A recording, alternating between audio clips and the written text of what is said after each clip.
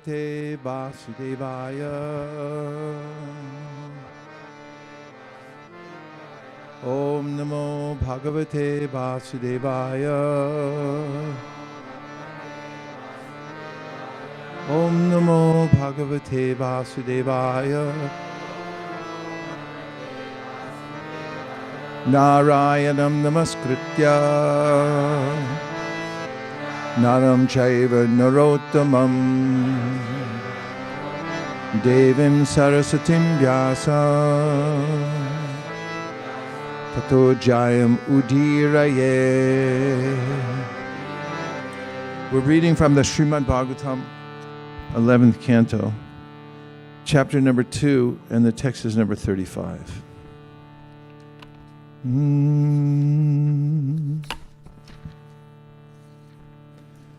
One of the longest purports in history, of which we'll enter into some. So the first word in this verse is yan. Yan, please say. Yan, which means asthaya, accepting. Nara, a man. Rajan, O king. Na pramadyeta, is not bewildered. Karhichit, ever. Davan, running. Nimilya, closing. Va, or netre, his eyes. Naskalet, will not trip. Napatet, will not fall. Iha, on this path. Translation: O king, one who accepts this process of devotional service to the Supreme Personality of Godhead will never blunder on his path in this world. Even while running with eyes closed, he will never trip or fall. Purport: according to Srila Sridhar Swami, the word anja, easily, which is used in the previous verse, is explained in this verse. He states, Agnya padon noktam su kratvam vivranoti. By the word agnya, the ease of performing bhakti yoga is established, and this will be elaborated in the present verse. In Bhagavad Gita 9.2, the Lord himself states, Pratyaksha-avagamam dharmyam susukam kartum avyayam. The process of devotional service to the Supreme Personality of God is eternal, and it is very joyfully and naturally performed. Srila Prabhupada comments, the process of devotional service is a very happy one. Why? Devotional service consists of Shravanam, Kirtanam, Vishnu. So one can simply hear the chanting of the glories of the Lord, or can attend philosophical lectures on transcendental knowledge given by authorized acharyas. Simply by sitting, one can learn. Then one can eat the remnants of the food offered to God. Nice, palatable dishes. In every state, devotional service is joyful. One could execute devotional service even in the most poverty-stricken condition. The Lord says, Patram pushpam palam. He is ready to accept from the devotee any kind of offering, never mind what, even a leaf, a flower, a bit of fruit, or a little water, which are all available in every part of the world, can be offered by any person, regardless of social position, and will be accepted if offered with love. There are many instances of this in history. Simply by tasting the tulsi leaves offered to the lotus feet of the Lord, great sages like Sanat Kumar became great devotees. Therefore, the devotional process is very nice, and it can be executed in a happy mood.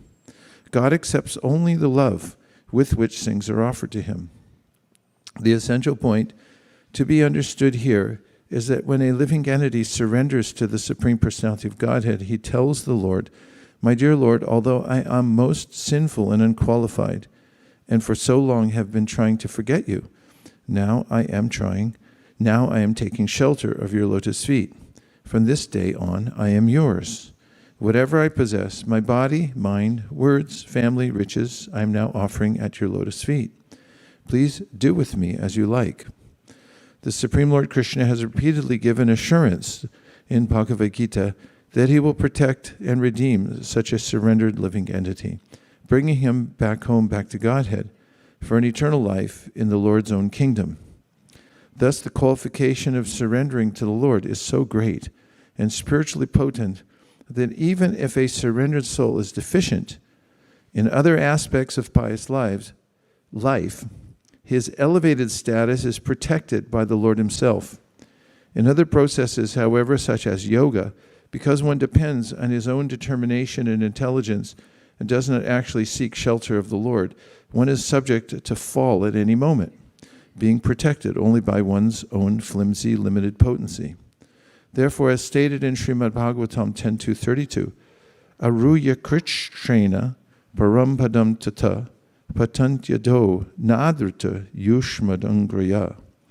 If one gives up the shelter of the lotus feet of the Supreme Lord and instead tries to advance in the yoga process by one's own determination, or if one tries to make progress in knowledge by one's own speculative power, surely one will eventually fall again to a mediocre material platform, having no protection other than one's own fallible strength.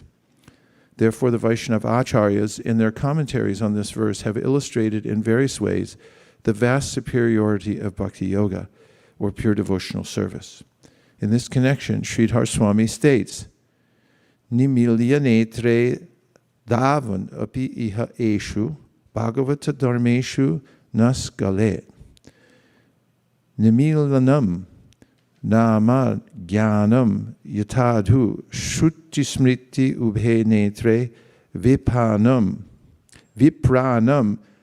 parikirtate ikena vikalakano dvabhyam andam prakirtita iti.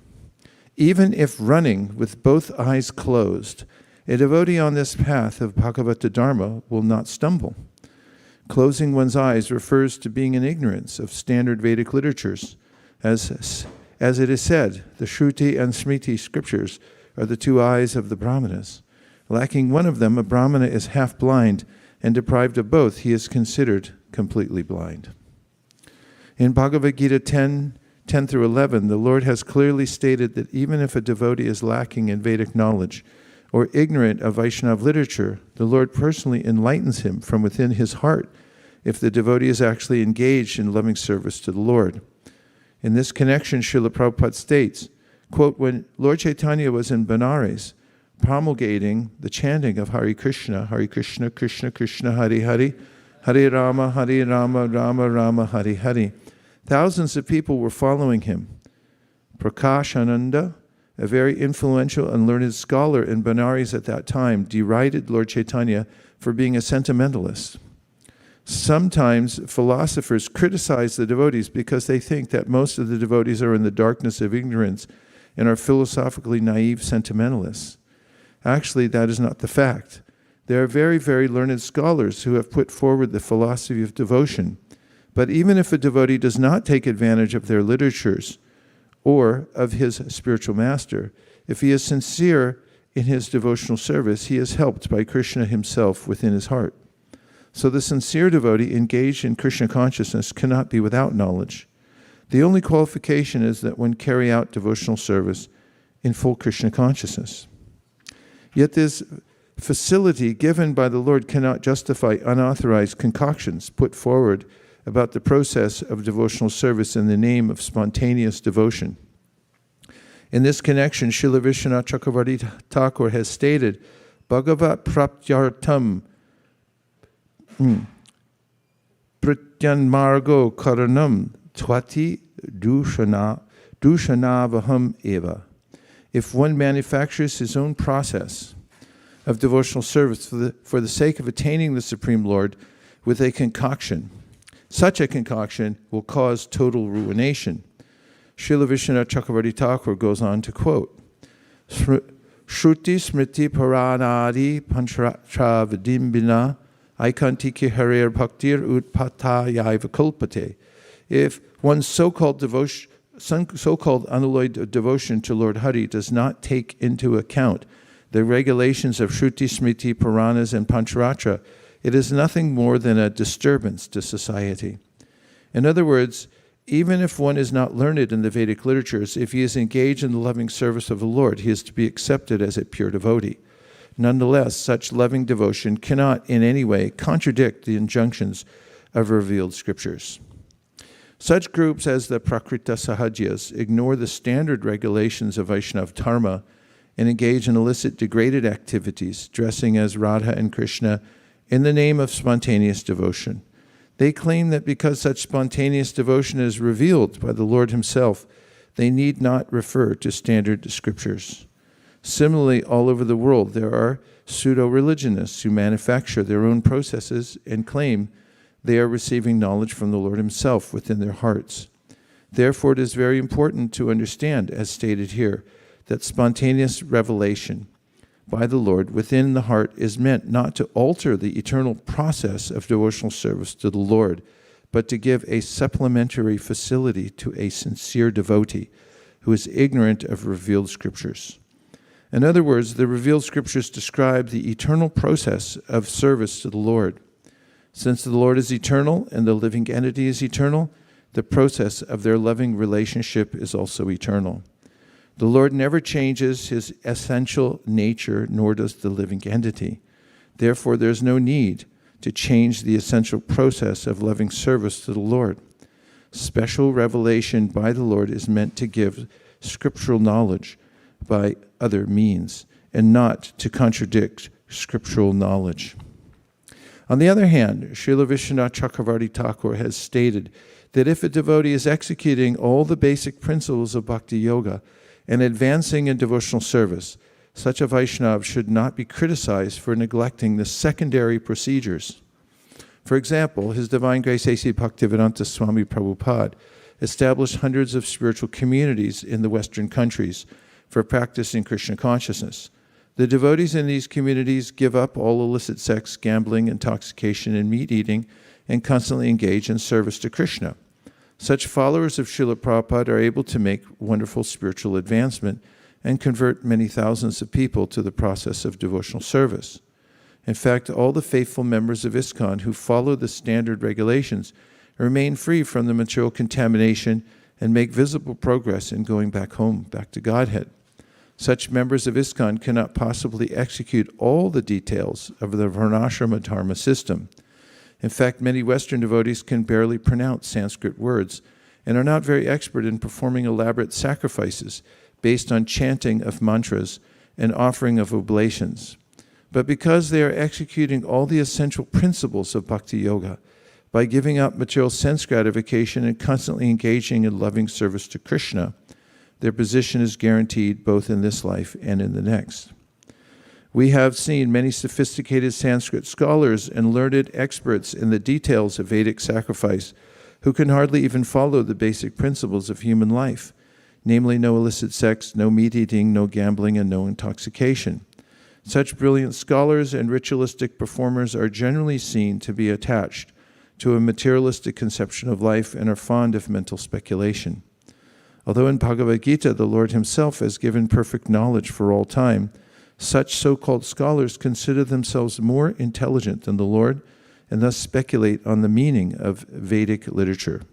Such speculation certainly constitutes a fall from perfect spiritual life, and what then is to be said of materialistic fruitive activities, which are illusory in every sense of the term?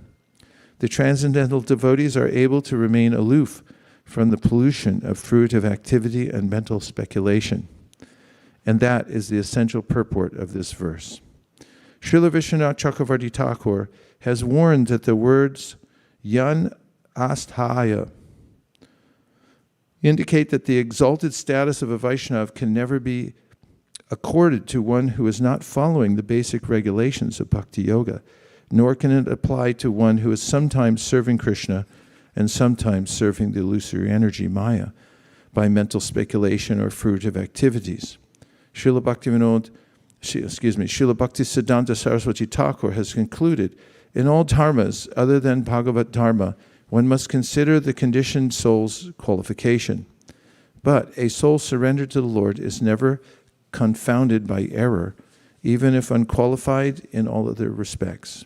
His feet never stumble, and he never falls. Even though wandering in the world at whim, he always resides in an auspicious place by the influence of his unwavering worship. The unique potency of Bhagavata Dharma does not appear in any of the other dharmas of the world. There is no comparison between a surrendered individual who has taken shelter of Bhagavata Dharma and the practitioner of any other dharma. Om Jnana Timirandasya Jnananjana Shalakaya Chakshurun Militam Nena Tasmai Shri Gurave Namaha Nama Om Vishnu Padaya Krishna Preshtaya Bhutale Srimate Bhaktivedanta Swami Niti Namine Namaste Saraswati Deve Gauravani Pracharine Nirvishesha Shunyavadi Paschatya Deshatarine Jaya Shri Krishna Chaitanya Prabhu Nityananda Sri Advaita Gadadhara Sri Vasari Gaura Bhaktivinoda Hare Krishna Krishna Krishna Hare Hare Hare Rama Rama Rama Hare Hare. So now we'll take some reflections or questions to expand the conversation. Yes, Bali Prabhu.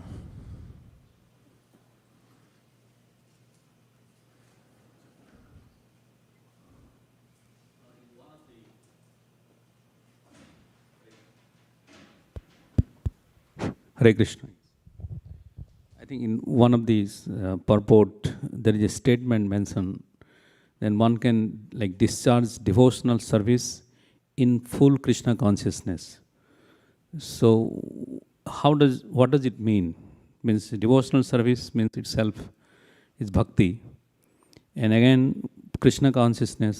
So, could you please explain? Because Prabhupada many times said about Krishna consciousness, and there is 20 different definitions comes in different purport about what he tries to say Krishna consciousness. Sometimes say morality is also Krishna consciousness. So what does it mean in this context? Well, as you've pointed out, there are different degrees of absorption, and it really has to do with our state of heart, the Shraddha. Shraddha Shabde Vishwas Kahe Sudha Danishjoy Krishna Bhakti Koila Sarva Karma Krita Hoy. This conviction or strong faith. And let's just look at the word for a minute, Shraddha. As we say faith, and that may also sound amorphous and hard to understand. It's like faith, what is that? It's non-scientific. But Shraddha, Shrad means the heart, and Da is an active verb. It means where you place something. We can appreciate that because we're always placing our heart somewhere. Do you ever find that? Your heart's going somewhere and you go like, hey heart, what are you doing way over there? Could you come back here for a minute? And there's a way that Vishwanath Chakravarti Thakur describes how one's heart becomes more and more invested in Krishna. Not invested, it's a sense of attachment, a sense of appreciation at first, adau shraddha. In the very beginning, there's this sense of appreciation that bhakti's good. I don't know what it is, but it's good. This is an awakening of a sense of faith in devotional service, in devotees. You just see them and you think, wow, I should be doing something like that, at least helping them anyway. And then that leads to an attachment to Krishna's devotees. Because when we see somebody in whom we recognize our ideal in life, then we want to be around them. And so we move heaven and earth, get on a bus, whatever it takes, and we say like, hey, how'd you get here? It's like, I took the bus. You took the bus. You must really want to be here. And it's like, yeah, I just want to sit with you guys and just hear what you have to say. And this is a sadhu sangha. And gradually through sadhu sangha, by getting attachment to devotees who are Krishna's expansions, then one starts to emulate what they do. This is natural also. Whomever we hang out with, that's the habits we're going to pick up. Whatever they do, we do. Monkey see, monkey do. Everyone's aping somebody else here in this world, and they're looking, I want to be like that person.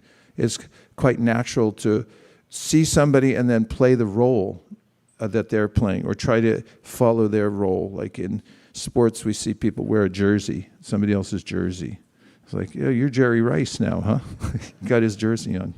And so after sadhusanga, then the emulation stage comes, and there's a following of the process. There, one starts to vote with one's feet. It's like the friends come and say, hey, what are you doing? It's like, yeah, I'm doing this. This is what I'm doing now. I'm actually following the process. I'm doing what it says in the bhakti literatures, and also what these devotees are doing. And so the voting gets more demonstrative, like I'm actually showing up and I'm doing these things. So this is Krishna. All these are stages of the awakening of Shraddha. And then, of course, in that stage, one proves one's devotion by struggle. The anartha nivritti stage is a big ocean that one has to swim across and develop one's determination. And it seems as if there are unlimited obstacles, but there are not. There are only 7 to be exact. And those can be gradually overcome by the process of bhakti. That's why when we read the Divinity and Divine Service, we get so much encouragement, because starting with Shushu Shroshradhanasya, which means I serve the devotees. And by that, I naturally develop an affinity for hearing about Krishna. And then by hearing, Krishna notices that, oh, you like to hear. And so many references in the Bhagavatam about that if a person just puts themselves down in front of the sound vibration and submissively hears it, then naturally there's a transformation in that person's life, and the heart starts to become more attached to Krishna, because Krishna's the origin of everything. He is reality. When we look at the material world, there's a verisimilitude of reality, because it's a reflection. We see what we like, but it morphs into something else. But Krishna is the source of that. So by hearing about him, we actually get a sense of reality, distinguished from illusion. And meanwhile, Krishna is helping from the inside, as we heard throughout this purport, because we know that from Dharma projita kaitavo traparamo nirmatsaranam satam vedam vastavam atravasta shivanam tapun triamudanam Srimad Bhagavate Mahamuni Krite Kim Vaprayesh Sadyo Hridyavarudite Ta Kritibi Sushrushabis Takshanad. So in this last line of the second verse of the Srimad Bhagavatam, our acharyas have pointed, including Prabhupada, to the fact that when you have a little interest in hearing about Krishna, then he has a little interest in staying in your heart more prominently. Of course, he's always there, but the way he's there changes. He is attracted to hearing Srimad Bhagavatam because, after all, what's Srimad Bhagavatam about? It's about his devotees. And very specifically, esoterically speaking, it's about one particular devotee, Radharani, who's the best of all devotees. And so when Krishna hears the sound vibration, then sadyo, very quickly, sadyo hridya varudite, Prabhupada said, he becomes compact within your heart. And therefore, the devotee starts to experience Krishna is helping me from within the heart to overcome anarthas. And Vasudevi Bhagavati Bhakti Yoga Prayojita Janaya Yashavairagyam Jnanam Chayarahaitukam. A devotee sees the miracle unfolding in their life because they see that the things I was interested in previously that were a source of trouble for me are now not so interesting. I'm interested elsewhere. And as the process continues, one comes to the position of nishta, of feeling tadarajas tamo bhava, kamalubhadayasche. Those lower modes have diminished to the point where I can stand on my own 2 feet, nishta. I can stand somewhere and not be pushed around by the senses. And there's a descent of grace in that period. As Kṛṣṇa even says in the Bhagavad Gita, that raga dvesha vimuktaistu vishayan indriyaischcharan atmavasharavate atma prasadam adhigacchati.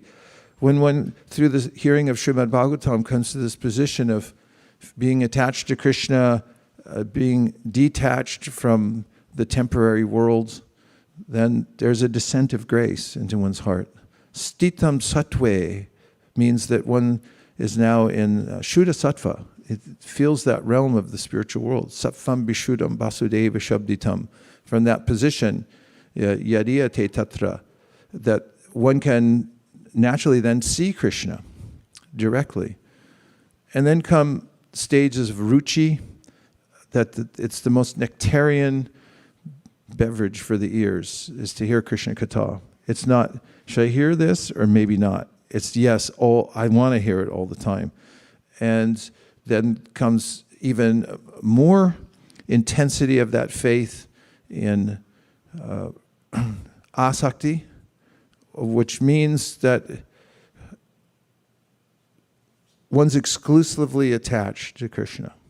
Only, for instance, in athletics, the most dedicated people, they're willing to get up at 2 a.m, hands bleeding, pole vaulting so many times.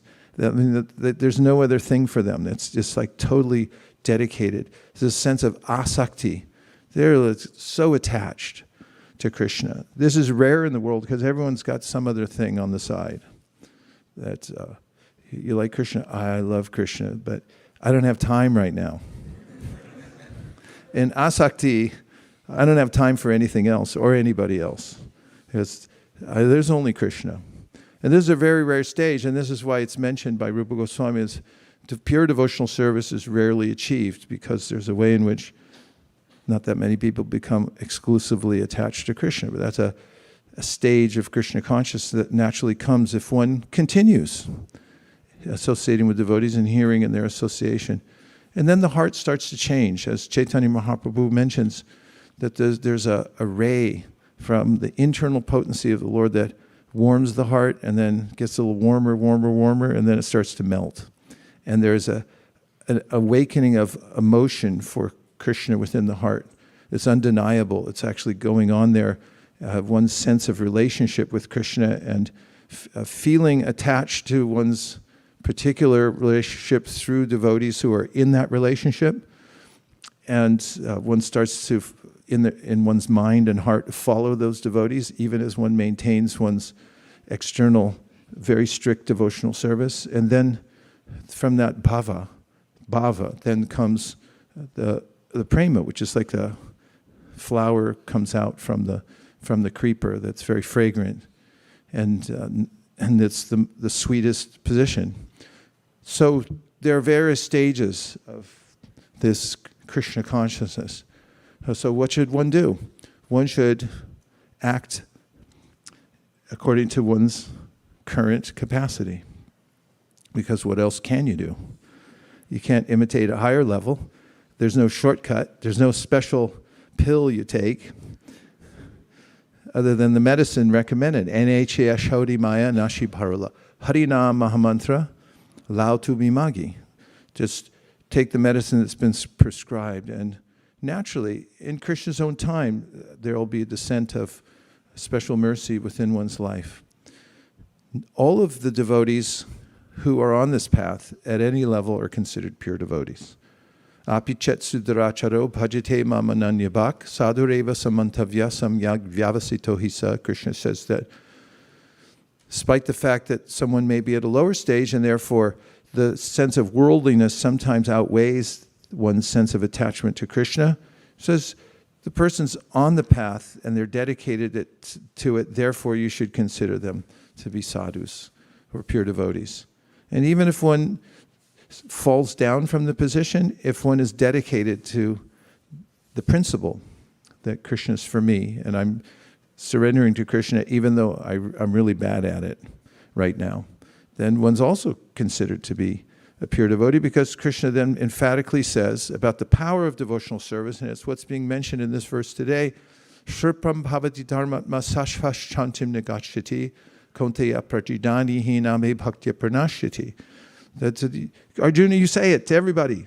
That this devotional service is so powerful that because one's on it and has faith, even if one's not steady yet, if you continue, then definitely he'll come to the perfectional stage. So don't give up at any time. Just be patient.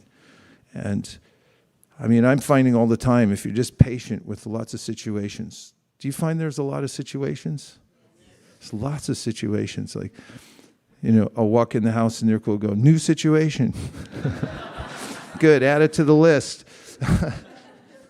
So oftentimes, if you're patient with it and you don't freak out on the first hearing of the new situation, then you find 3 days later someone says, oh no, it's not actually a situation, we fixed it. And ultimately, Krishna fixes everything if we're just patient and apply ourselves with what we have right now. Ever so gradually, or maybe by quantum leaps of discovery. It depends. Everybody's path is different. Then one will discover more and more of one's potential in Krishna consciousness. And that's the wealth of life. So these are all descriptions of pure devotees, those who have decided that Krishna is the thing. When we did our meetup.com, and we invited people to come, we were having programs at Hansapriya's house, and they were called Kṛṣṇa Life. That was our name we invented. Somebody else took it. But Kṛṣṇa Life, which is fine. Kṛṣṇa Life, and we had people come over, and they would, we just talk to them about Krishna consciousness, have a little kirtan. And lots of people were investigating the spiritual circuit. So they'd come around to all the programs, not our program, but any program that said, anything spiritual. And so they come in and they really appreciate the program, and Krishna's a thing. It's one of the things. But then when one comes to the Shraddha, then one's vocabulary changes. Krishna's not a thing, Krishna's the thing. And it's reasonable too, it's not just fanaticism. If you analyze the Bhagavad Gita and the Srimad Bhagavatam, it's pointing to something specific.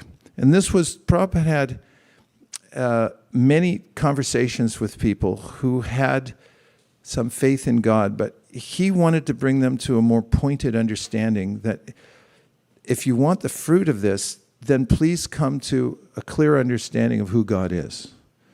Because if your understanding of God is amorphous, and you say, well, it doesn't matter, Prabhupada would say, no, it does matter, because you can't love the sky. And aruya Kṛṣṇa paramparam tata, patantyato nadrita yushmara stasyene rivindaksha vimuktamaninas tvayasta bhava ravashudha buddhaya. There's a sense of the Bhagavatam that's like, okay, you want faith? Be more specific. Say who's God. If you can't say who's God, Prabhupada used to say who's God. And they say, well, God's this. And you say, okay, you can't say. All say, and then you take it. And it's like, and they say, well, I don't know if I'll take it. Why not? You don't have an idea. Here's the idea. It comes from authorized sources. Who else are you going to take except Shukadeva Goswami? You want somebody else? Try to find somebody else better. And if you come to that, then yene ravindaksha vimuktamaninas. Yeah, there's somebody that has a face. There's a face there. Tatum pushanapavinu satidharma drishte. Shri Upanishad. The Upanishads were just recognizing or heralding the awakening of the soul to his own existence beyond matter. You're not a product of matter. Wake up, sir. And hey, you're something. And then it says like, hey, you're part of something. And that something, the Sri Upanishad says, is a person. Why? Because there's a face. I was like, what? I had that revelation when I first read the Back to Godhead magazine, because although I'd been reading a copy of the Bhagavad Gita and many other books, there was this non-committal idea to God. It's like, yeah, whatever. But when I got into the Back to Godhead magazine, it's like, bang, it's defined, take it and you'll be successful. And then I saw the picture of the Sri Upanishad advertised there as something available you could buy, and it said, the ancient Vedic scriptures say, actually God is the supreme person. And I think I sat there with my jaw hanging open for half an hour, that somebody had actually finally come out and said it. And that's what happens in the Bhagavad. They come out and say it. No more, but actual, yes, Krishna is the Supreme Personality of Godhead. Okay, if you don't agree with it, then give us your idea. I don't have an idea. Then take it. So somebody who takes it, that moment somebody takes it and says, yeah, this is a thing, not a thing, the thing, then one's crossed over into this level of Shraddha, from which one can make progress. And Prabhupada mentions that in the introduction of the Bhagavad Gita. He says, okay, you're reading Bhagavad Gita, you've read many Bhagavad Gitas, and just do me one little favor as you enter into this reading. Accept Krishna as the thing. He's God, and he's going to speak to you now. And just suspend disbelief for about 3 days while you read this book. Just do a little thought experiment and see what happens. And that could be, for those who are attached to staying in the material world, a big mistake. Because once one goes there, then it becomes so clear that, just like Radhesham Prabhu's presentations. Now, the devotees in Pune, under the leadership of Radhesham Prabhu, who's a regular genius and a spiritual genius, has created a series of teachings so that when students come and they watch them, and I don't know how many he has, but I think it's like 7 or something, a series of 7. And the devotees there have seen it so many times that if someone comes to the 1, 2, and 3, then they know the ones that come to 4, 5, 6, and 7 are going to become devotees, because 1 through 3 shatter all the obstacles that one may have, answer all the doubts completely, so that then you have this existential decision that, am I going to surrender or not? It's like, maybe I'll put it off. So you just don't show up. Because if you do show up, then you said, like, okay, I accept this, I'm in. Ananta Prabhu.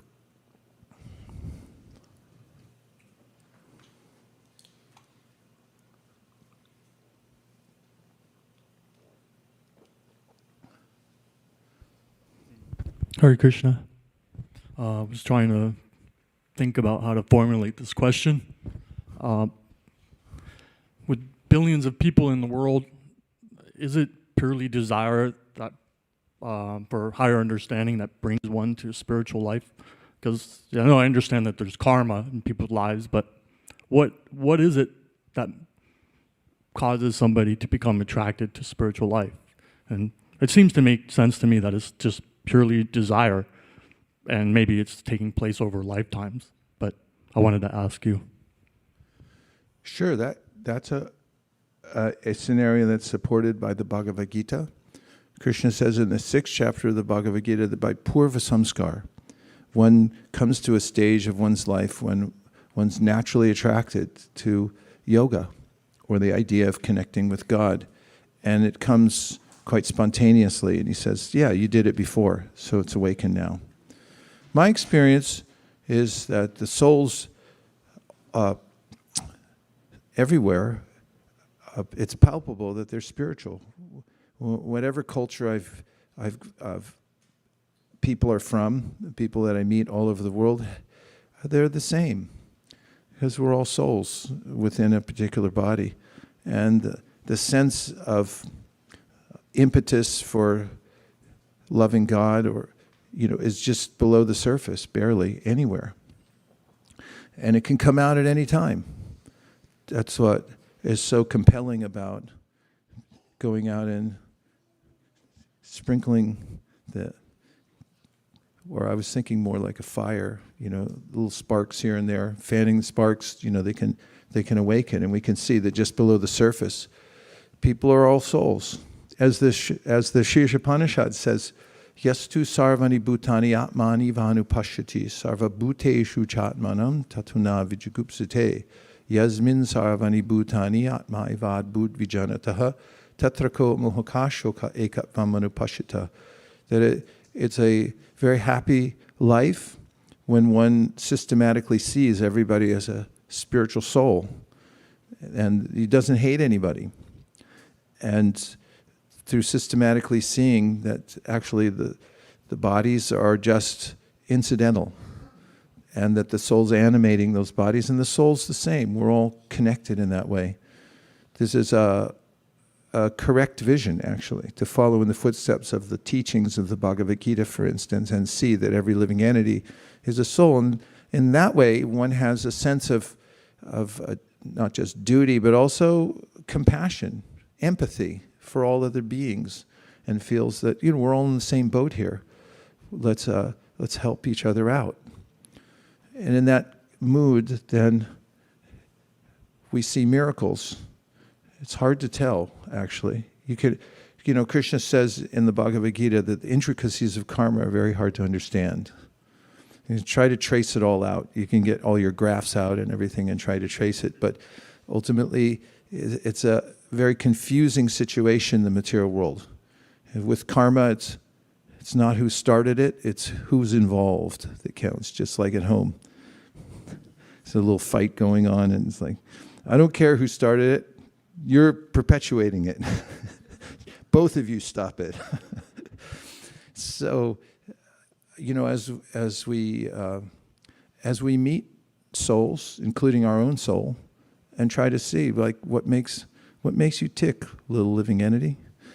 It's a great project, and then we can see this impetus for each soul to wanna rise to become better, and how you can see the modes. We can understand through mode theory from the Bhagavad Gita. If you take the world in that lens of mode theory, that everything's made of the modes, it makes a lot of sense. It's very helpful, actually, to see that everyone has an external situation, meaning a psychophysiological nature based on their modalities. And that you can rise above that. Anyone can rise above that, Kṛṣṇa says, by simply getting back in touch with devotional service. You know, the material world is really about forgetfulness of our personality, of our true nature. Sometimes people get amnesia and they forget who they are. There was a famous recording artist, Jan and Dean. You guys have never heard of him, I guarantee you. Jan and Dean, 60s. Not that I was a big fan, but I do remember him. Jan and Dean, and one of them, just like a regular hotshot rock and roll star would do, had a major car accident in his fancy car driving too fast, and then had a head injury and got amnesia. And one of the ways that they brought him back to remembrance of his actual position, because he forgot who he was. That's amnesia. Who are you? I don't know. I don't know where he came from. They played some of his music. And I was like, oh yeah, I remember that. And so there's a way that we can forget our connection with Krishna, but just by hearing the sound vibration from that realm, we can remember again who we are. Malini. Not that I know that was a very roundabout answer, but...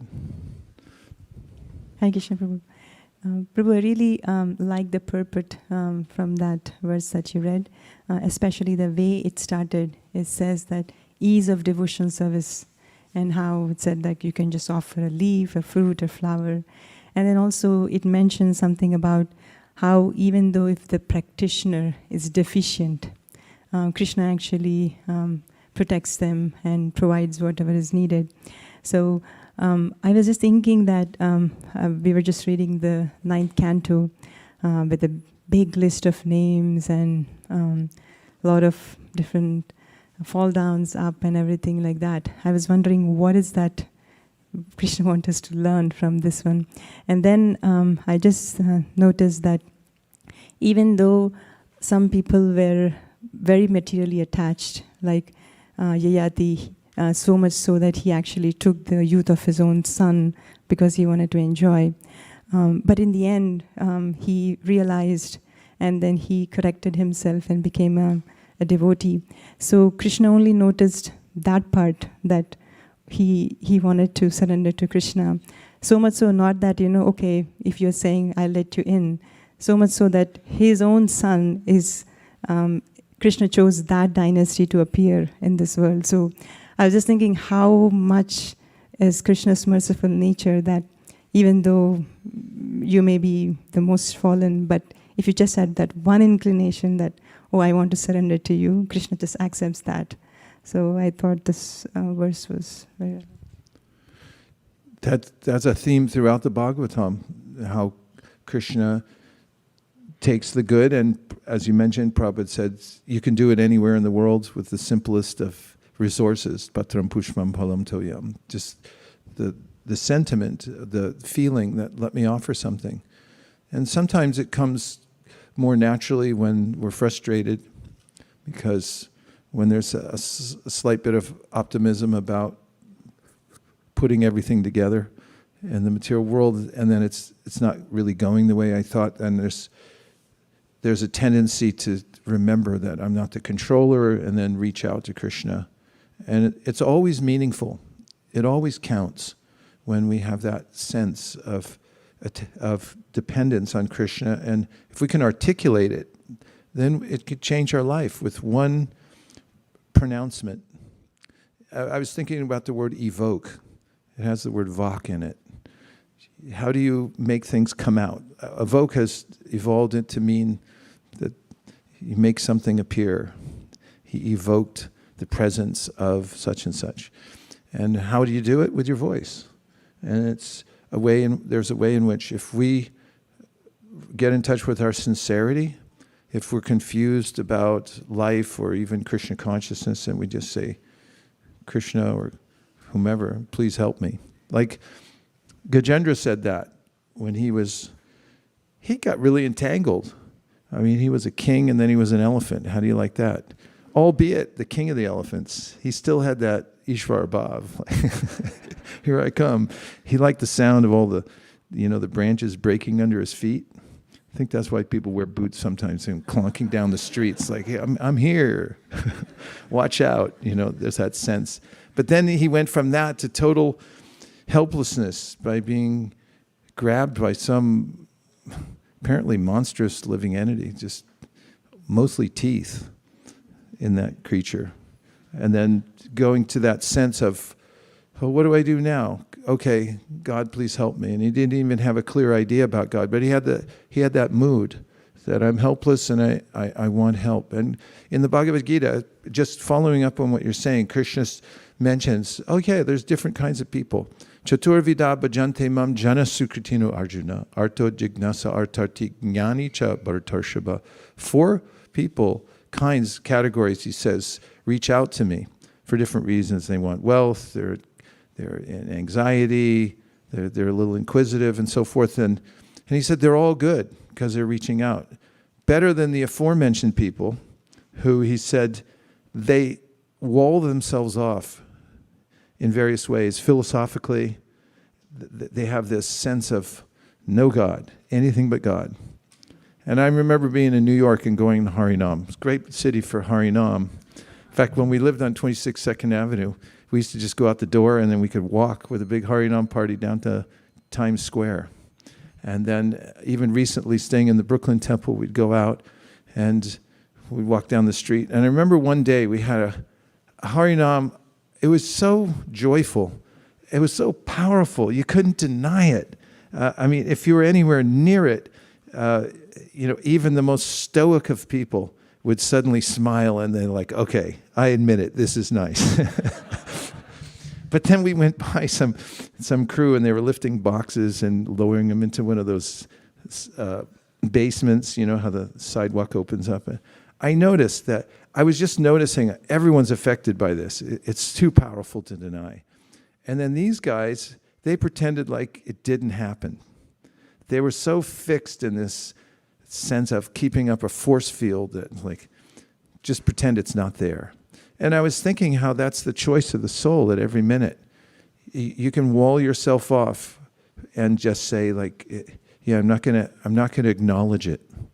And then Krishna says there's different ways people do that. How does that verse start? Just before Chaturvida Bhajantimam. Namam Duskrituna Buddha. Prapadyante Naradama. Maya Pritagyana Asuram Bhavamashita. So Krishna's got it all mapped out. Here's the kind of people loading boxes, and they figure out, nope, not going to let it in. And the other people is like, all right, I know I'm being foolish about this, but I need a little money. God, can you help me out? And Bhagavatam then goes into this akama sarva kamova moksha kama udara divrena bhakti yogina yajeta purusham param. Bhakti so nice. Okay, come on, everybody, just admit it, that you're not the controller, and be open to just the simple act of being submissive and saying, I need help. And you'll advance in devotional service. Bhakti is universal. It's non-sectarian. It comes from the yearning of the heart to be connected. Okay, there was one over here. Yeah, 1, 2, 3, 4, 5, 6, 7, 8. Hare Krishna, Prabhu. Prabhu, I was just thinking that, you were just saying about the amnesia thing. I had a student that I had to go, diagnose. He actually was ghost riding with his friends, and he fell off the car. And he was one of the same high school students, and he came as one of our students in special education. And I was just remembering that how everything was okay, and all of a sudden you do something, and then you're lost. So I was also remembering in that context that some of our kids came to Bascom Avenue Temple, and you sang, you did Harinam Kirtan there, and they all loved it so much. And there was one child who was actually blind, and she really liked it a lot. And there was another one on a wheelchair. After we got back, I told them that we will do this once a while so that it's kind of a yoga practice. They loved it so much. But I couldn't, of course, explain to them who Kṛṣṇa is and things like that. But one of the kids, he came to me and he said, I want to know more in detail. He couldn't talk, but he was using an iPad with a stylus, and he was asking me. He kept asking me 2 times, and I was just thinking that I'm going to give him Veda base. I gave him the Veda base, and he started reading about Kṛṣṇa. He did so much. I mean, that one kirtan that kept ringing in his ears, he would chant continuously. A year later, he passed away.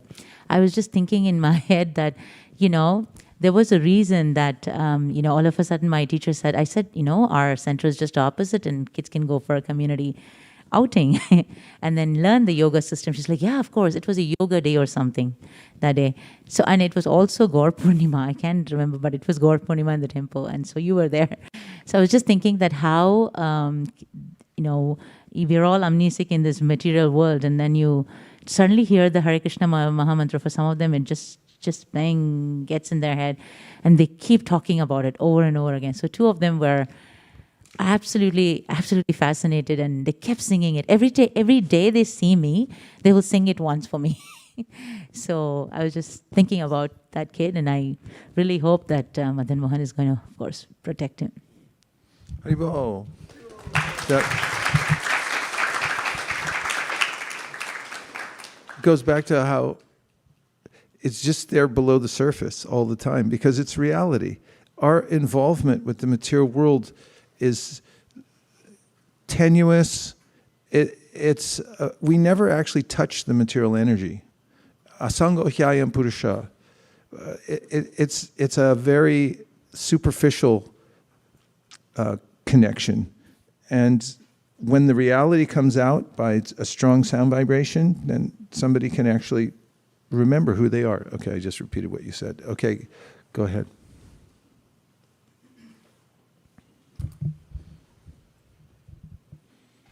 Hare Krishna Guru Maharaj. So I had this question when we read this verse, that what does it mean to walk with eyes closed and never trip and fall? So in the purport, there was a statement, I think quoting Sridhar Swami. So it says, closing one's eyes refers to being in ignorance of standard Vedic literatures. So I have this question that how does it, like niyama agraha, that one does not, what is the difference between these two, closing one's eyes and niyama agraha? Is there a difference, and How do we understand it? Well, in the purport, the author tried to walk that fine line and explain it. He quoted from Prabhupada's purport from 1010, Tesham Satata Yuktanam. In that purport, Prabhupada says something kind amazing, which is that even if somebody can't take advantage of having a spiritual master or the Shastra, if one's very sincere and tries, then Krishna from within the heart, which is what Krishna is saying in the verse, will also give intelligence to that person. There is a difference then if one has already come to full consciousness and then tries to divert oneself. But even in that, there's a lot of leeway. Going back to the progression that I made earlier from Apichetsudracharo to Sri Prambhavati Dharmatma, that's all in the 9th chapter of the Bhagavad Gita. And the thought process was, yes, you may be on the path and imperfectly performing it, but Krishna says if you keep going, then you'll be successful. And then Prabhupada asked the question, how is it that someone has fallen from Krishna consciousness can still be considered a pure devotee? Yeah, he says that in the purport. And he says, well, if that person's determination is still there, then they'll be successful. And then for an anecdotal piece of evidence, a devotee asked Prabhupada, so what's the difference between somebody intentionally falling down and falling down by accident? You know, we find in the Srimad Bhagavatam of Jamil, and it's accidental. But there was some thought process there too, so how do you figure it out? So Prabhupada gave his definitive answer. He said, if they come back, that was accidental.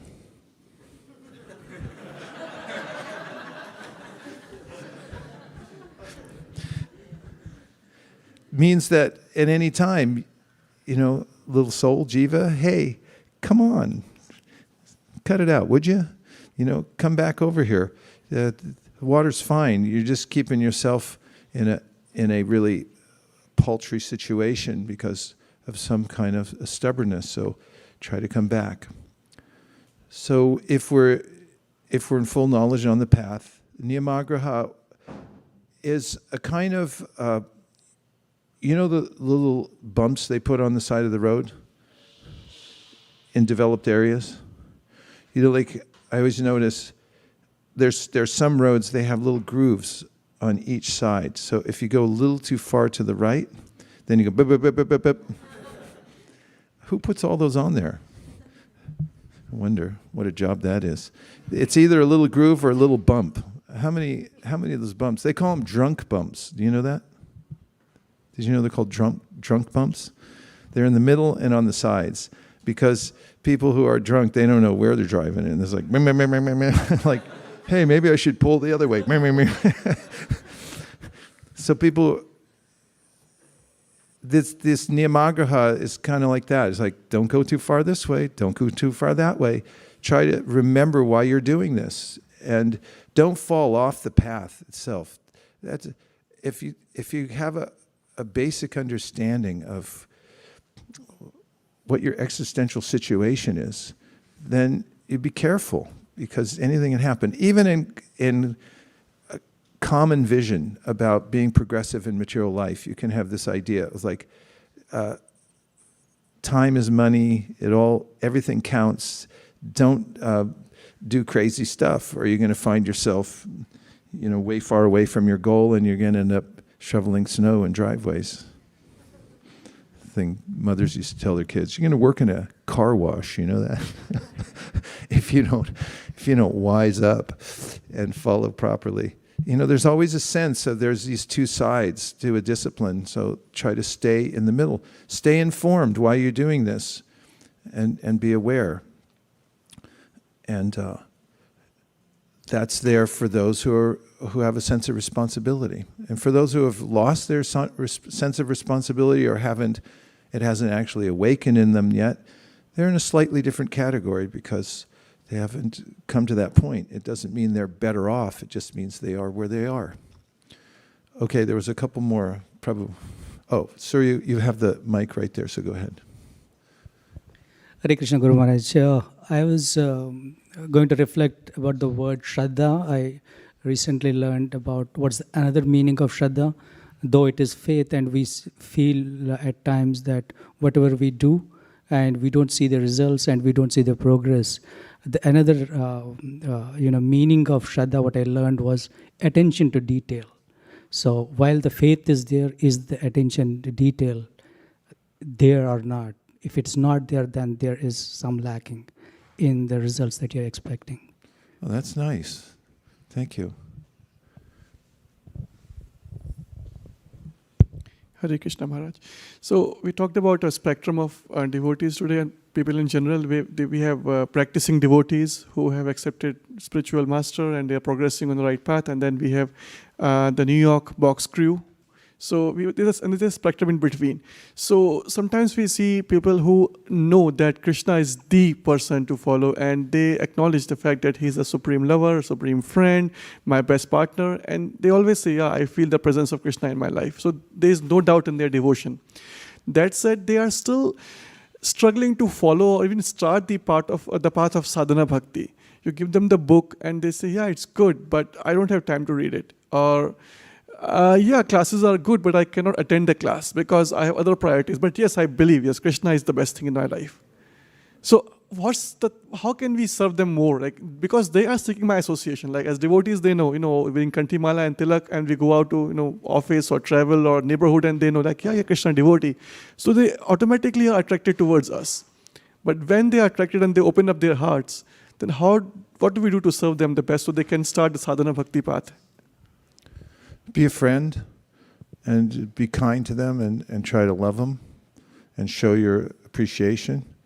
If you give people gifts and prasadam and just show that you like them, then in due course of time, they'll think of you favorably, and when they think of you favorably, they'll think of, oh yeah, Hare Krishna. There's really no replacement for kindness in this world. You can't beat anything into anybody, even animals for a while, but then when they hear other raccoons calling in the wilderness, they'll jump off the porch and never come back to your house. I read that in a book when I was a kid. So, we have to be really kind to people, and to be kind, we have to have this sense of, like, we're all in this together. Krishna says that in the Bhagavad Gita, Maupam yena sarvatra samam pashyati arjuna. Sukham vayadivadukam sayogi paramo mata. He said the best of all yogis is one who has empathy. Somebody who's empathy. Pathy means to feel, and M means within. If you can feel for what other people are going through and not take an elitist position that like, hey, I got it made, I'm a devotee, and what's wrong with you people? But if we have this sense of like, we genuinely feel this humility that, there but for the grace of God go I. That's an old saying. And like anything can happen at any time to me. I'm not so, such a powerful personality that I'll never fall down. So if we have that sense and we're able to relate to other people and have empathy for them and just try to appreciate the position they're in now and be encouraging. Encouragement is a sense of empathy also that, yeah, you can do this. It's also an enlightened position because everybody can do it. They are souls ultimately, and they can do it. And it's the most wonderful of all processes to give somebody something that helps them, genuinely helps them. If we have that in our hand, we're able to experience it in our own life. That's the first stage. We have to actually see it in us. To genuinely want to give it to other people. If we I feel helped, I'm feeling a connection, I'm feeling lifted up. That's why people become more dedicated to Krishna consciousness, is because like they'll come in here for a while, and at first it's a little bit nebulous of whether they're making advancement or not, but then there's this kind of twinge in their heart where like, wow, maybe this did help me. And there's a sense of spiritual strength that one's getting from associating with devotees, from hearing and so forth. And then you have something to give. And you don't even have to give it by saying a particular thing, but just by the way you interact with them. Most people are envious of others, or they don't care if they make it or not.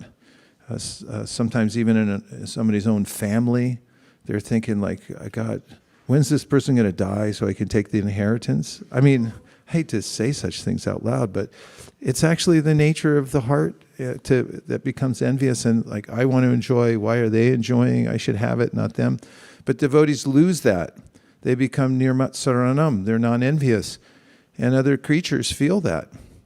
Even sometimes, people who are animal whisperers, they just have this way with animals. So I had a friend like that, Terry O'Hara, and she could talk to animals. She'd go anywhere and and the animal come right up to her because she had some. So we have to become soul whisperers.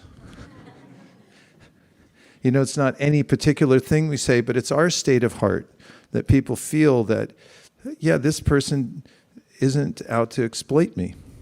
That, interestingly, is such a subtle element that, or I should say non-element, but it's such a subtle disposition that one has if one's making advancement in devotional service, that other people gravitate towards it.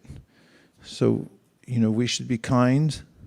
Krishna says in the Bhagavad Gita, be kind to all living entities. He said, one who is a friend to all living entities is very dear to me. So how do you become a friend to all living entities?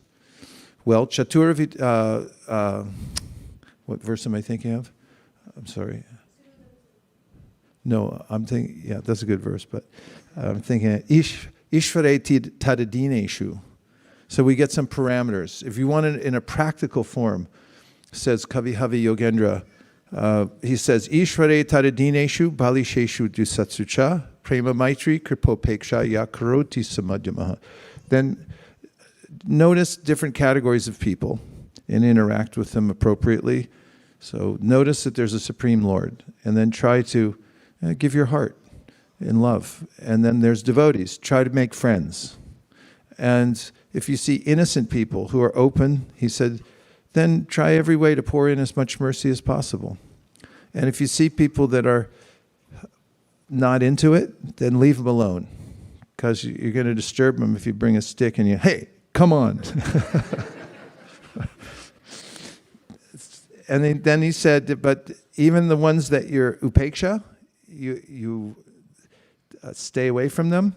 He said, still, you should have a prayer in your heart. Like, Krishna, please give me the intelligence how to help this person.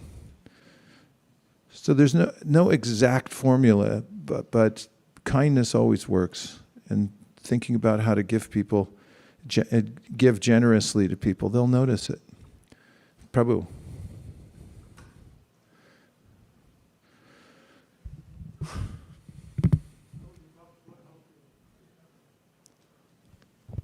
Prabhu, you talked about how to grow our faith and devotional service to Krishna. I've been practicing this for the last 4 or 5 years, and I feel I have picked up yet another good habit. But the hold that material energy has is still very strong. So how do we weaken that side of the material energy so that we can further focus on the devotional service? You do one thing during Kartik. Try to offer a lamp every day. Kartik is so nice that if you just think, Krishna, I'm going to offer you a lamp every day. I don't care who says what or whatever else is going on. I'm offering my lamp once a day. I don't care if something breaks out here or there, whatever. I'm still going to offer my lamp. If I sprain my ankle, I'm going to offer my lamp. Whatever. Just offer a lamp to Krishna during Kartik every day. And something so simple, a devotional activity, it's elusive, but can change our heart. We can feel that reciprocation with Krishna. Once some devotees came to Srila Bhaktisiddhanta Saraswati Thakur. This is recorded in Bhakti Vikas Maharaj's excellent book, Shri Bhaktisiddhanta Vaibhav. And they said to him that, we're chanting, but we don't have that taste. And he said, how long have you been chanting now? And he said, well, 11 years for me, 12 years for him. And he goes, oh, I'm relieved. I thought you'd been chanting for a long time.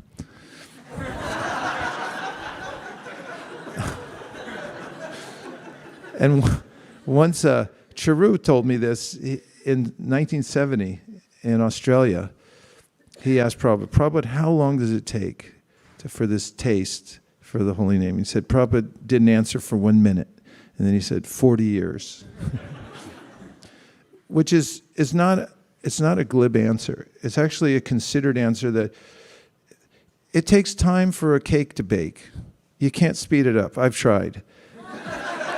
No, actually I haven't. I've never baked a cake, but I have tried.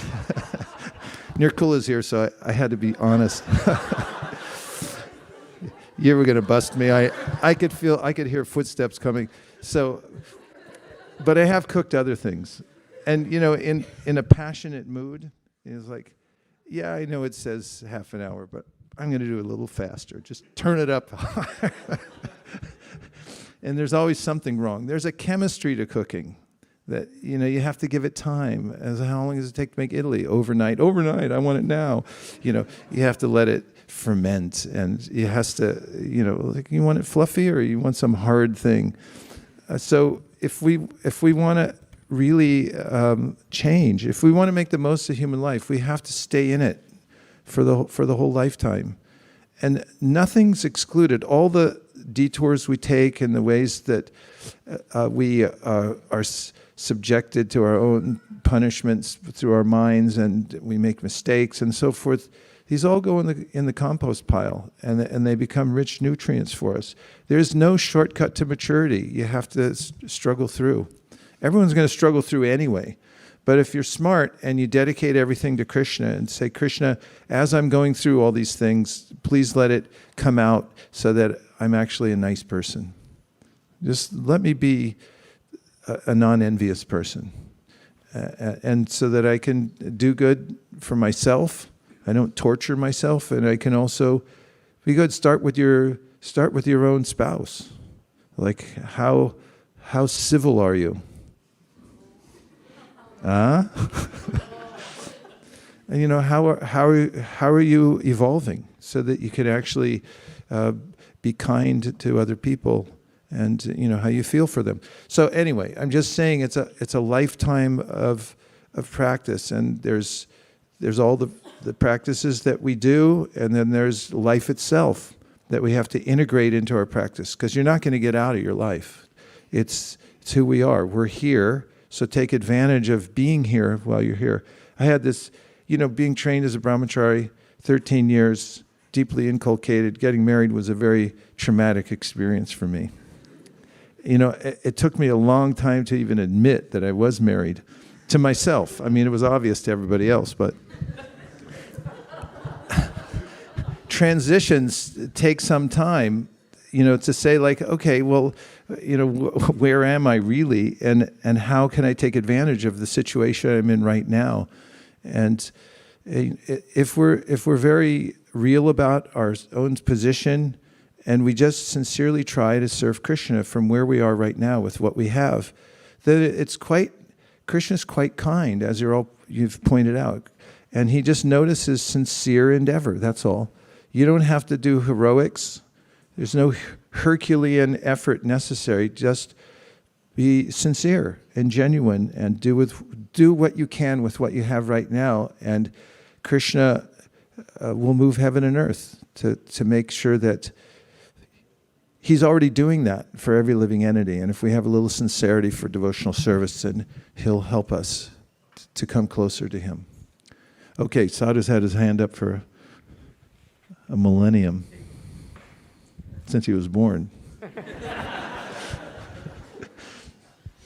Hare Krishna Maharaj, I've been listening to this Carnatic song for a while, and it says, Yanna tavam setane Yashoda, which basically means, tavam means penance. So what austerity have you done, Yashoda? Yengum nirai para Brahman, which means that, what austerity have you done, Yashoda, to get the Lord as your son?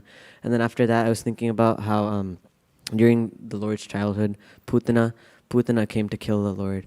But then I mean, she was a demon. She had the intent to kill the Lord, right? And then instead, after defeating Putana, the Lord delivered her. She went back to the spiritual world.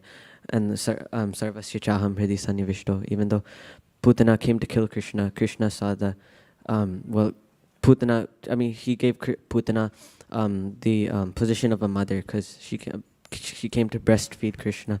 So I was just thinking, what austerity, Putana, have you done? Even though you had the intent of killing Krishna, you still got delivered by him. So I was just thinking how Krishna is so merciful. He, took this whole out of the box idea, and still used like that as a reason to deliver. Took the out of the box idea. Yeah, so what? She tried to kill me. Like, she pretended to be a devotee. Yeah, it's an important point, and it's beautiful that you're learning these songs. And, we can reflect on our own position. Look how fortunate Putana was. We didn't do any sadhana to get a human body.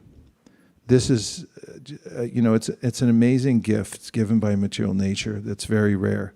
Because how are you going to do sadhana when you're an animal?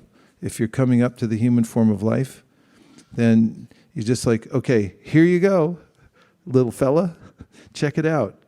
Doors open, you can go out if you like.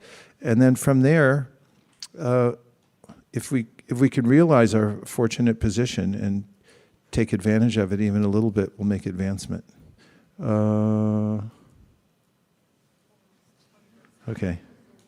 Okay, online. I can't see that far. Oh, Shankari Kaur. We get to say her new name. That's good. Okay. It's Hare a little Krishna, narrow Guru Maharaj. passageway where the gopis used to try to come through, and the cowherd boys would stop them and say, pay toll, pay toll. Okay, please go ahead. Hare Krishna, Guru Maharaj, please accept my humble obeisances, all glories to Srila Prabhupada. Guru Maharaj, I was just thinking that this verse is so reassuring. In this material world, no matter what we do, we have to be, even smallest of things require so much of effort, planning, and then we do not end up making anybody happy. I mean, maybe a lot of people can be happy, but there will be some people who still be not happy. And then that leaves us, oh gosh, maybe, I blew it up. I didn't do the right job. And the next time again, the whole effort and planning and so on and so forth. And we are still not sure what's going to be the result of that. But this is one verse that says that you just take up devotional service and just go with it, and everything is going to be fine. You don't have to be immaculate about anything in this path. Just stick to the path. And this one verse, it gives us assurance, it gives us hope, it gives us optimism, it gives us peace. It lifts up all the burden that we have, all the positive emotions that a jiva requires to get nourishment and flourish, basically. So this is so beautiful. It's just so wonderful. And I was just thinking that how effortless devotional service can be if we just stick to it. So just wanted to share that. Hare Krishna. Haribol, thank you for sharing your utsaham. Nonetheless, life seems complicated still. So Krishna keeps coming back to us with different options. And in the 12th chapter of the Bhagavad Gita, Krishna says, okay, yeah, your happiest position is if you just be attached to me. Because if you're just attached to Krishna in love, then your life is sublime. And he said, but if you can't do that, follow the principles of bhakti yoga. There's some ways in which you can be in contact with me and go through those steps. And you'll have twinges from here to, time to time, and you'll gradually become purified and become attached to me genuinely. He said, if you can't do that, then do the work you're doing and then give some of the result of that to help spread Krishna consciousness. He said, if you can't do that, then get a volunteer position somewhere. Go volunteer somewhere and see how it feels. And just do volunteer work and see if you feel better or worse. And if you feel better, it's an indication that your nature is to serve and that you're more happy when you serve. And then if you cultivate a little knowledge about whom to serve, and you understand that if you serve Krishna, then everyone becomes served naturally, like watering the root of a tree. Then you can come to devotional service. So, we have to coax ourselves out of the material world, because we've doubled down, tripled down so many times, and it's really hard to extricate oneself. Okay, there's a couple more. 1, 2. Everyone okay? All right.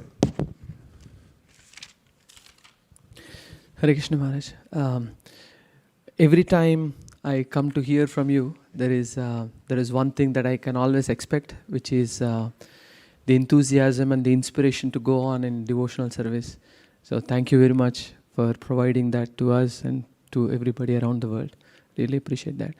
And you have this knack of quoting a sentence that takes us probably a lifetime to realize. So there are many things like that, but one thing I really liked in your presentation today, you said in sadhana stage, in anartha nivritti stage, we show our love through our struggle. So that I thought was very beautiful. And Krishna notices that struggle, and you went on to explain that he creates different situations which may seem like difficulties for us, but all they really are is Krishna is operating. And you can see after a while that how he actually successfully kicked off some of your difficulties that you yourself were unable to. And so that process, even though on one side it is painful, after a while you realize actually, oh, that was very blissful. Now these material desires, at least some of them sometimes, no longer bother me. So that in itself is the source of our happiness. So even while going through this journey also, there is different types of happiness, but even with specifically respect to anarthas also, we can feel happiness that they are leaving us. So thank you very much, Maharaj. Yeah, thanks for the point. And part of the journey is just staying alive and living your life, because as you get older, kids, you start seeing things differently, because as I've thought of it and often expressed, there are various eras in our lives, and they're marked by a particular mindset. And as you pass through enough of them and you look back, you can have a clearer vision about how you're really only superficially dealing with the material world, because you see that the things that used to be so important aren't, and you're happier just being who you are. If you take to Krishna consciousness, actually that's the active ingredient that helps that the juxtaposition of going through life and also keeping the application of Krishna consciousness alive. Then there's a natural way, as I've quoted many times from the Sri Upanishad, that vidyam cha yas, tadvedo bayam saha, that side by side, avidyayam ratum tirtva, vidyayam ratum ashnute, side by side, then you can see more clearly your own position and what Krishna consciousness is. Okay, we have just 3 more. Apara Garangi.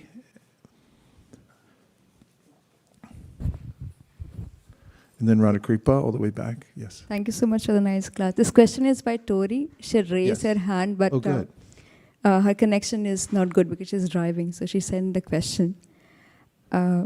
She says, perhaps we desire to be fully absorbed in Krishna, but there are material responsibilities like work, expectations to marry, family, etc. If we reject these things with a desire to give the most to Krishna, could we be making a mistake or rejecting our duty? Well, I'll give you the Bhagavatam's answer first, which is that even if you do make a mistake, it was worth it. Because it's so rare. I mean, you only hear this from sadhus. Narada Muni saying it. Prabhupada used to say it too, and it really helped, actually. Because I remember joining Krishna consciousness, getting my strength from Prabhupada. It's like, wow. He says it's so important that even if you leave behind other worldly duties, and then you decide later even that, whoa, I made a mistake on that side. He said it was still worth it. What I've found in my own life, I mean, I didn't invest that much in my youth, but I still have lived a completely full life. I mean, Sometimes people say, how are you? And I have to take a minute to think of all the ways I'm fortunate. And it's all Krishna's mercy. You know, he just spent time distributing books and being with devotees and investing in that mostly. And I've never lacked anything. So, on the other hand, it's reasonable to live a balanced life and find out, as the Bhagavatam says, kamasya nindriya pritir. Kama means you have some natural necessities in life. So take those and be sattvic and smart about it, to keep the things, math it up. If you're going to get a job, figure out why you're doing it. I mean, is it for money or for love of philosophy, or what are you doing? And be dedicated in a way that keeps you balanced in your normal condition of life, so that you feel strength. I mean, you have certain inclinations, like somebody likes to do marketing, or somebody likes to wants to be a pole vaulter. Okay, you can pole vault. But don't forget the main thing. As we were talking this morning, create your base.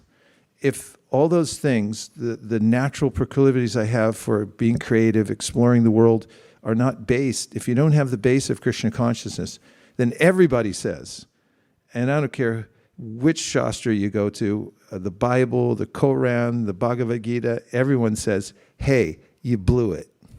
You really didn't get anything out of this.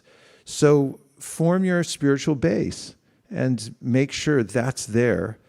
And then, of course, you have to go on with your life. There are various things you have to have. That's one of the messages of the Bhagavad Gita. Krishna tells Arjuna, who wants to walk away from the battlefield. After all, it's his job. You know, he signed up for it, and he was trained for it, and there's a lot of expectation on him to fight this war. And then he says, nah, I think I'll become a beggar. I'll take sannyas, Krishna. And Krishna says, no, you won't. And even if you do, you'll be back here in a week. So don't be artificial. And then he goes on to say, whatever kind of nature you have, you should engage it. Keep Krishna in the center, and then you'll be successful with it. But don't forget that part. Grihe tako bani tako. Yeah, some people say grihe tako bani tako. Doesn't matter if you're a grihasta or a sannyasi, right? But if you leave off the last line, then what difference does it make either way? That shada hari boli dako. The whole point is you can live anywhere, but make sure you keep the transcendental vibration going. Otherwise, it's for naught. And I won't say N-A-U-G-H-T. Nirkula told me not to say that. Okay, go ahead. Hare Krishna Maharaj. Thank you, Maharaj. In the today morning session, when you mentioned, I just want to give a reflection that when we try to control our senses, it's very difficult. So it's better to seek a help from Rishikesh, who is the master of senses. I really felt when we have, like we buy a product, we try to play with it and we can't handle it. Then you go to the designer and tell him, they will help you to how to do it. But still, it's much better if we tell the designer, you do it for me, in that humble mood. So that way, I have tried myself. So I really felt, that's very powerful that because we hear every time that, senses are difficult to control, especially the mind. It has a God-like power. So why don't ask God to help us? I think that's very strong. So thank you, Maharaj. Nice analogy, and I agree. I'll never put together another IKEA piece of furniture by myself. I've sworn that off in this lifetime. Achyuta, Prabhu, and then Tejas for the close.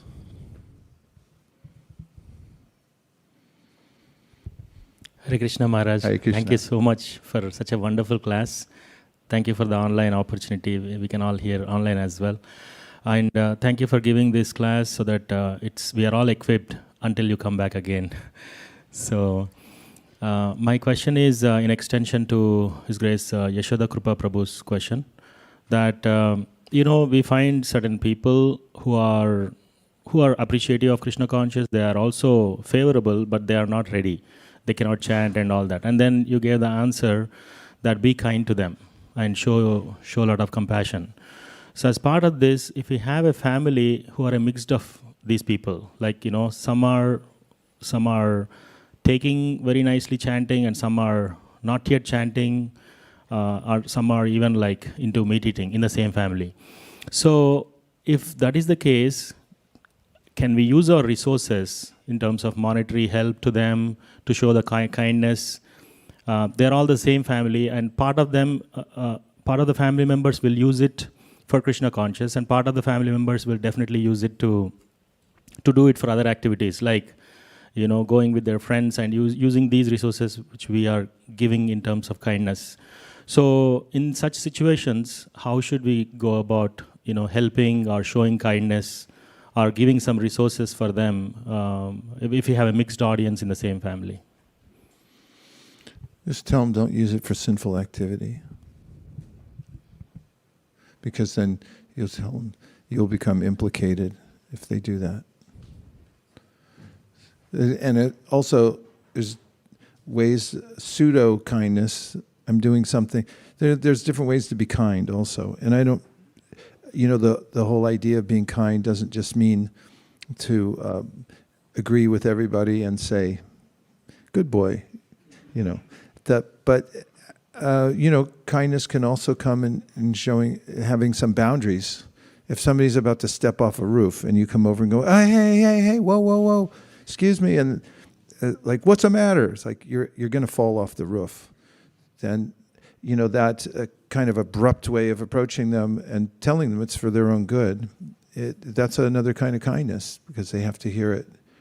So it's a refined process. You have to be thoughtful about it, and every situation is different, and there's no harm. And if you're giving people resources, to request them to use it in a proper way, in my humble opinion. Okay, Tejas for the close. Thank you, Maharaj. Hare Krishna, Maharaj. So you were mentioning this idea of like how Ado Shraddha is grounded in the verses from Bhagavatam, from Shrushrushro Shraddha Dānasya to Bhidyate Hridaya Grantish. And so I had a question regarding actually that the final stage where it talks about prema, and so where it says Bhidyate Hridaya Grantish Chidyante Sarva Samshaya Kshiyante Chasya Karmani Drishtva Evatmanishware. So my question is, so there's these three distinctive ideas sort of mentioned in this verse, and oftentimes like when we think about like, because like in Anartha Nivritti, when it also says Nashta Prayeshu, like almost everything is destroyed, and the remaining part which is not destroyed, like from my understanding was that it's like some Mahaseva Aparad or some very big Vaishnava Aparad, something like that. But is there anything else that's also added, like I guess in these when it talks about like all of the knots within the heart are opened up and all the doubts are destroyed? Like is that the only thing that it's mentioning, or because to me it seems like there's something more as well? Well, knots in the heart are generalized there, but you're talking about specific ways that the knots are there in the first place, I think. Right? And I think you already mentioned it in the process of asking the question that, as you know well, in the Madhurya Kadambini, Vishwanath Chakravarti Thakur mentions lingering effects of offenses, and that actually they linger, something's there all the way till you see Krishna face to face. So there is a sense, as long as you're in the material body, there's some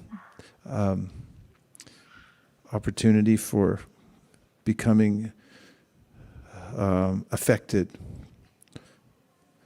And also, even those who are liberated, the idea is that their prarabdha karma is finished also, but Krishna will maintain their prarabdha karma so that they can go on doing service.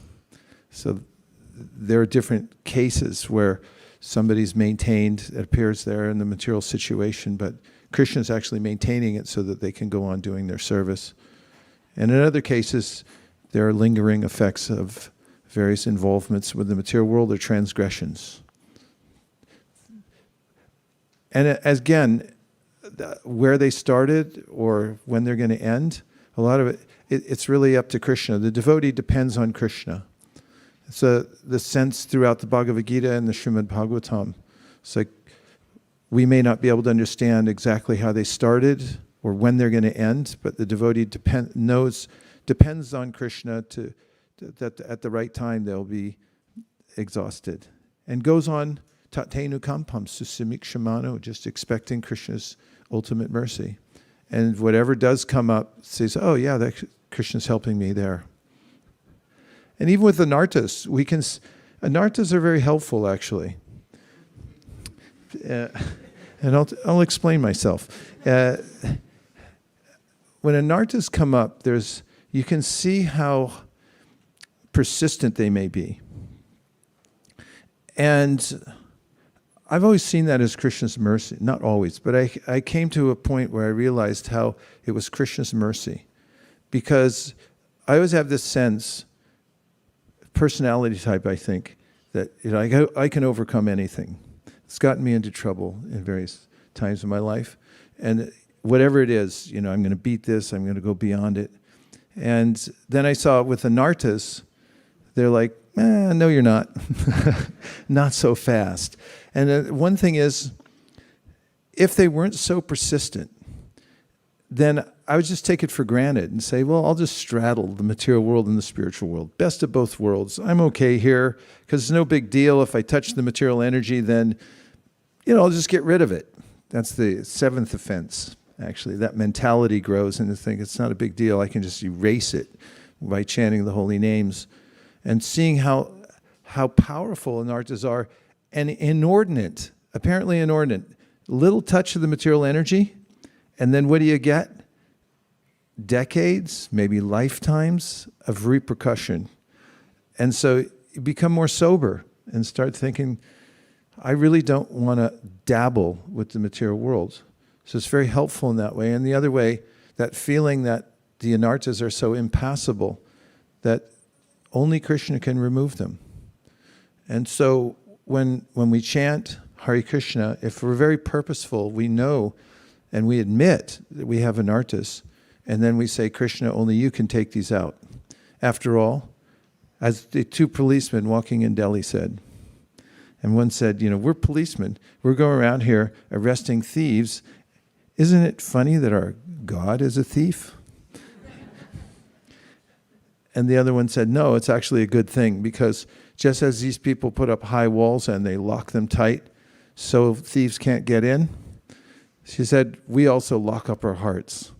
We want to keep our anarthas because, hey, that's my anartha, that's my thing, what I do here in the material world. But Krishna's so expert, he can scale the walls and he can get in and take it away anyway. But in bhakti and in chanting, if we admit that the anartha's there and then tell Krishna truthfully, like, I'm so weak I can't even remove it myself. I don't even have the will. Maybe you can just leave the door unlocked a little bit. Say, Krishna, I'm going to close my eyes. I left the door open, and if you don't mind, please come in and take the anartha away from me, some way or another.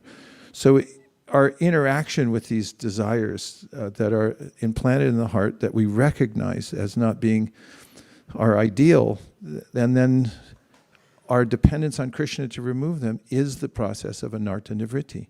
And it's a necessary process for us to develop our relationship with Krishna, because then we start to see who's the one doing it. Who's the one actually removing my anarthas? I'm not all powerful. I can't just be like Hiranyakashipu. His thing was, by austerities, I'm going to control my senses. And when he saw Prahlad, his little son, how come you're better at me than controlling my senses? I spent all the time. I got all my degrees. I got all my thing. I spent years standing on one foot. And why are you more advanced than me in controlling the senses? It's because Krishna was helping Prahlad. And Hiranyakashipu couldn't do it himself. Nobody can. So we're leaving for, I'm leaving anyway. Tomorrow, Nirkula is going to join me in the Dham in about 10 days hence. And we'll go to stop over in New Jersey, Newark Airport, hopefully make it to Delhi. I'm going to our friend's house, Radhesham Prabhu, who lives there. Nicest Vaishnavas you'll ever want to meet. And then I'm meeting Damodar Vamsidhari in Delhi. And Nikunja is picking us up there and driving us both to Vrindavan. Hopefully we'll be there on the 5th. Next day will be Kadashi, so we'll wake up on a Kadashi morning there. And maybe be in Vrindavan for a day or two, and then take a tuk-tuk. No, I'm not going to take a tuk-tuk, but I wanted to say that because take a Innova or something like that over to Govardhan Hill and get set. Yeah. We'll go over to Govardhan. We get there, and what it'll be like is, I think, there's a gate around the building, and the taxi will honk, taxi driver, and the chowkidars, we know them all because we've been with them for the last 20 years. They'll come running out, really smiley. We'll drive in, and Sit Krishna Maharaj will be there, and it'll be like a homecoming. Get all unloaded. Everyone has their rooms already set up. Devavrata Prabhu and Gopal Champu Prabhu worked on assigning everyone a spot, get everything in place, and then we'll have a hearing and chanting session that'll start as soon as possible, where we'll do 2.5 hours in the morning, 2.5 hours after lunch of hearing, and we decided we're going to read the Adi Lila Chaitanya Charitamrita all the way through during that time. And I'm just thinking out loud. So please absorb yourself in the Kartik Vrat, offering a lamp and singing the Damodar Ashtakam. It's the most important time of the year to just remember how fortunate we are to be in devotional service. And speaking of good fortune,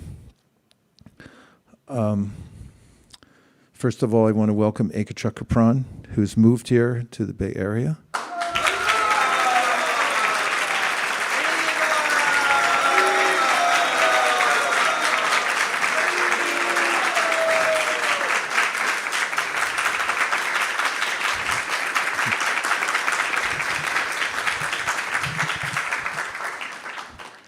He's expert at practically anything you can name. He's a musician, he's a writer, he's a thinker, a leader. He led a program in Ohio, a preaching center there. It was extremely successful, but he wanted to come out here, and we're really grateful that you're here, and so happy.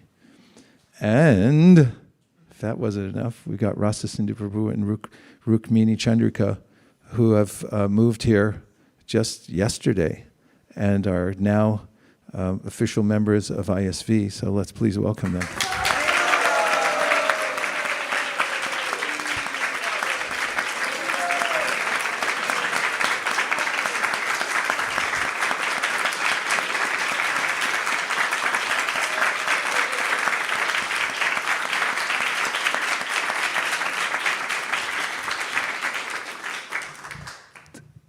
Before Krishna appears, he sends all the demigods.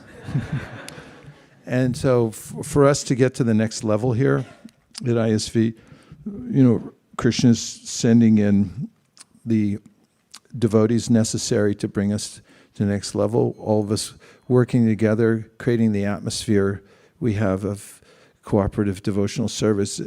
It's an attractive platform for those who want to see Krishna consciousness flourish, come to the next level. And here at Silicon Valley, we have the best palette in the world, guaranteed. There's no more ripe or opportune place for us to expand Krishna consciousness and show an example to the world of how to live in the world and be joyfully engaged in Krishna service, so everybody can do it from whatever position they're in. So we'll take this opportunity over the next few years to continue to expand here and creative and very beautiful ways.